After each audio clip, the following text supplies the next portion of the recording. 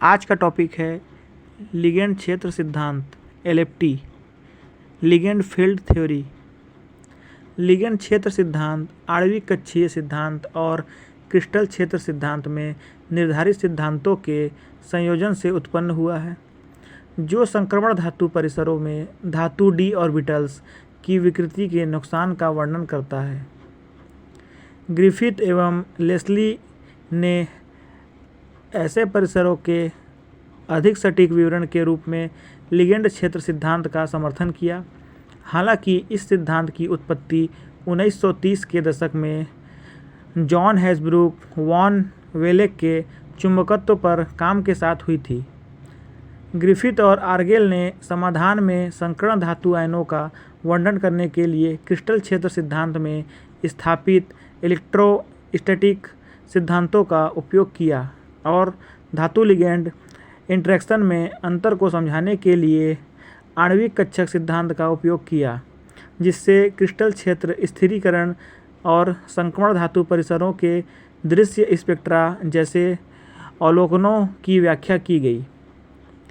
अपने पेपर में उन्होंने प्रस्तावित किया कि समाधान में संक्रमण धातु परिसरों में रंग अंतर का मुख्य कारण अधूरा डी कक्षीय उपकोष होता है, अर्थात संक्रमण धातुओं के खाली डी ऑर्बिटल्स बॉन्डिंग में भाग लेते हैं, जो समाधान में उनके द्वारा अवशोषित रंगों को प्रभावित करते हैं। लिगेंड क्षेत्र सिद्धांत में पड़ोसी लिगेंड के क्षेत्र में घिरे होने पर विभिन्न डी ऑर्बिटल्स अलग अलग तरीके से प्रभावित होते हैं और लिगेंड के साथ उनकी बातचीत की ताकत के आधार पर ऊर्जा में ऊपर या नीचे होते हैं। अब यह व्यवस्था कैसी होती है? लिगेंड फील्ड सिद्धांत समन्वय परिसरों के संबंध, कक्षीय व्यवस्था और अन्य विशेषताओं का वर्णन करता है। यह संक्रमण धातु परिसरों के लिए आणविक कक्षक सिद्धांत के अनुप्रयोग का प्रतिनिधित्व करता है।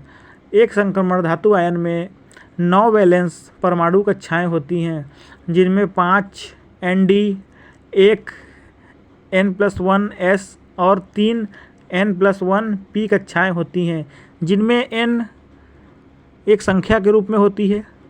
ये ऑर्बिटल्स लिगेंड के साथ संबंध बनाने के लिए उपयुक्त ऊर्जा के होते हैं।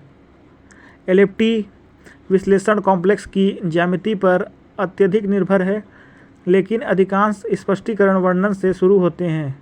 ऑक्टाहेड्रल यानी अष्टफलकीय कॉम्प्लेक्स, जहां 6 लिगेंड धातु से समन्वय करते हैं, अन्य परिसरों को क्रिस्टल क्षेत्र सिद्धांत के संदर्भ में वर्णित किया जा सकता है, जैसा कि हमें चित्र में देखने के लिए मिल रहा है। इस चित्र के जरिए हम लिगेंड फील्ड थ्योरी को समझ सकते हैं, अर्थात हम कह सकते हैं कि धातु लिगेंड बॉन्ड को क्रिस्टल क्षेत्र सिद्धांत द्वारा एक आयनिक बॉन्ड के रूप में परिभाषित किया गया था, जो पूरी तरह से धातु आयनों और लिगेंड्स के बीच इलेक्ट्रोस्टैटिक इंटरेक्शन के परिणाम स्वरूप होता है।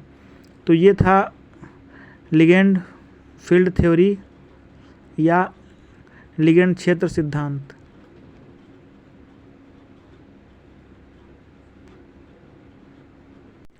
आज का